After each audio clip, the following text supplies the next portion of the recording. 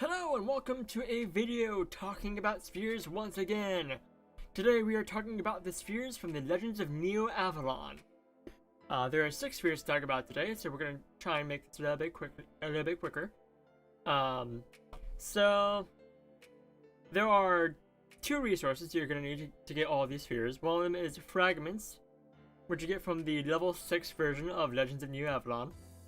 And the other one are the Photon bots, which I believe you get from every other bit of Neo Avalon, including level 6. So, if you want everything, go through level 6. If you want just everything, the other 5 spheres, you want to go for just the Photon bots. So, now that you know what materials you're looking for, let's get on into it. So, the first sphere, and the only sphere made with the fragments, is the Grail.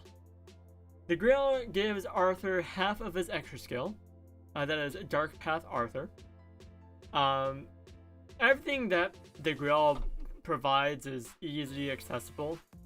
The chance for healing is super niche, you won't need that like at all, except for like maybe a handful of dungeons, so you don't need to worry about that on this sphere. If you want it, this is not a bad sphere for that, but there are other spheres that also provide it, so it's just not super useful.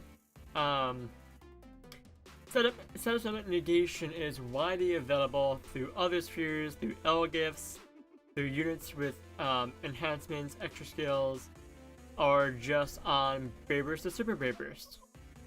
So you can easily get setup summons with other better spheres than the Grail, or you know, just on a unit's kit as is. The critical and elemental weakness damage negation is also widely available.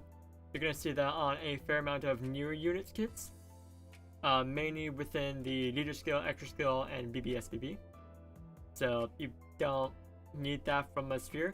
Or again, like other spheres will also provide this. So, or L gifts. Like there are many other options you have, and your option for a sphere is better spent on something other than the Grail. And then you have a mediocre HP and recovery boost, which you get higher parameter boosts like for more than just HP and recovery from other spheres. So overall, the Grail is kind of a very mediocre sphere that you honestly really shouldn't worry about. Up next we have Arendites. You basically need this for Lancelot's extra skill, as it provides a lot of buffs that aren't normally on Lancelot without it. Other than that, it's a fairly mediocre sphere. All of the Braver's Gauge boost effects that it provides is only useful if you're lacking Braver's Gauge fill on Spark. Which, if you're running a competent team, you're gonna have Braver's Gauge fill on Spark, so Erendite becomes kind of not super useful. But if you're running a team and you need your nuking unit to get their Braver's Gauge filled up and you don't have Braver's Gauge fill on Spark, Erendite is not a bad option for that. There are definitely better options, but Erendite is a fairly easy one you can get soon after starting the game. Up next is Caliburn. Caliburn is needed for the other half of Dark Path Arthur's extra skills. It's also needed for the better buffs from Mordred's extra skill. So 2 units that benefit from having Caliburn. Once again, another mediocre sphere. Don't worry, not every sphere on this video is mediocre, just a good amount of them. The spark damage is neat, but you only get the spark damage after you meet a condition, which on that first turn you're not going to have that spark damage boost, but afterwards you're going to get it, and you're going to consistently get it turn after turn. It's just on startup, it makes it a little bit slow, so you have better options for spheres instead of Caliburn if you're looking for that spark damage boost, but everything else is kind of not useful. Up next we have the Cursed Photon Rod. You need this for 1 buff from Morgana's extra skill.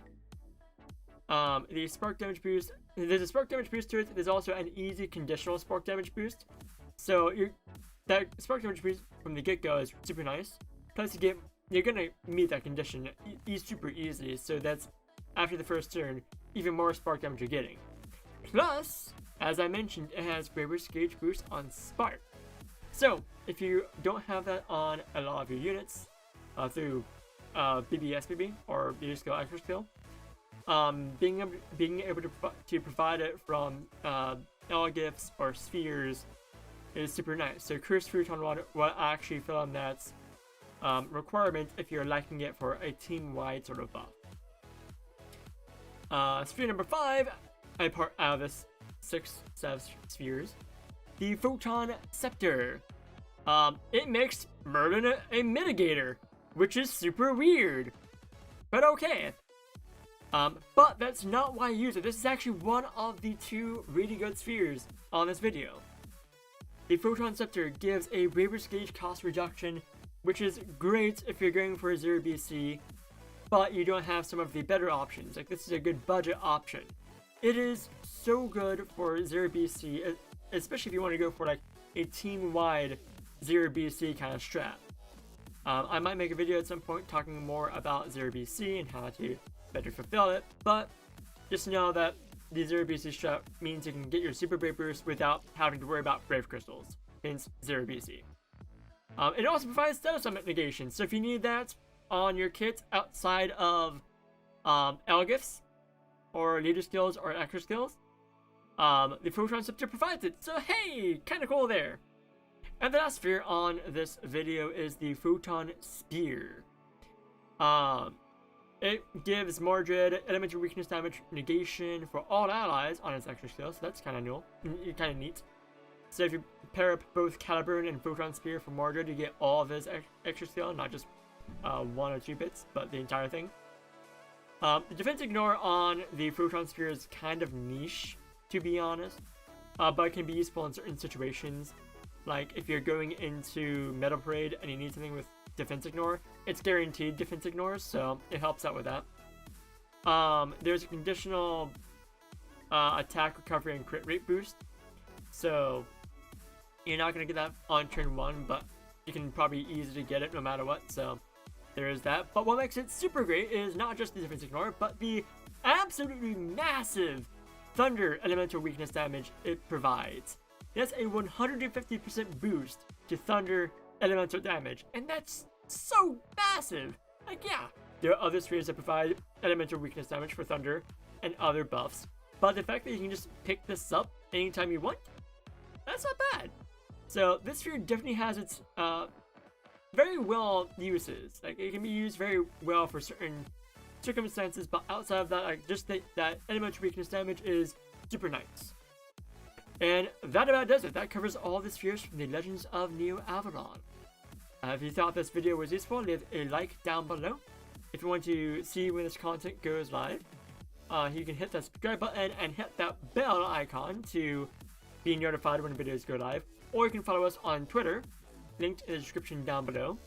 And also linked in the description down below is the Discord server, where you can talk about Brave Frontier, talk about video ideas, or just, you know, anything in general. There's a general section of the server, but it is dedicated to Brave Frontier content, talking about the game, talking about help with the game, all that fun stuff, so feel free to join on in. And yeah, so thank you once again for visiting the Grand Gaia Library. See you in the next one. Bye!